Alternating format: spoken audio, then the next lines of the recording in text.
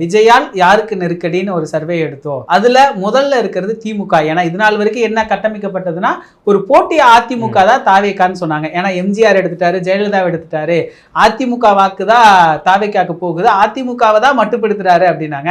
இன்னைக்கு என்ன புதுசா திமுகக்கு நெருக்கடி அப்படிங்கிறது, இதுவுமே நீங்க சொல்ற மாதிரி அந்த கருத்து கணிப்புடைய உள் விளையாட்டு, உள்குத்துன்னு சொல்லலாமா? அதாவது திமுகவுக்கு நெருக்கடி அப்படின்றத தாண்டி இப்படி ஒரு ஆள் ஒவ்வொரு தேர்தலையும் போட்டியிடுவாங்க. நீங்கள் தமிழக அரசியல் வரலாற்றில் எடுத்துக்கிட்டால் ஒவ்வொரு தேர்தலையும் யாராவது ஒருத்தர் குதிச்சுக்கிட்டே இருப்பாங்க புதுசாக. நான் மாற்றத்தை தரப்போகிறேன், நான் விடியலை தரப்போகிறேன், நான் சொர்க்க பூமியாக்க போகிறேன், நான் ஊழலை ஒழிக்க போகிறேன். அப்படி அவங்களோட பட்டியல் பெருசு.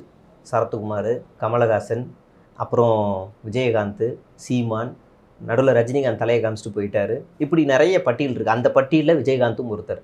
இப்போ இவங்கெல்லாம் எப்படி காலங்காலமாக அவங்களுக்கான அந்த ஓட் பர்சன்டேஜை பிரிச்சுட்டு போயிட்டு வந்துட்டு இருந்தாங்களோ அந்த மாதிரி ஒரு ஓட் பர்சன்டேஜை பிரிப்பார். இது அப்படியே டைரெக்டாக திமுகவில் இருக்க ஒட்டுமொத்த ஓட்டும் பிரியுமா, ஒட்டுமொத்தமாக இவங்களிருந்து எடுத்துருவாங்களா அப்படின்னா ஆகாது.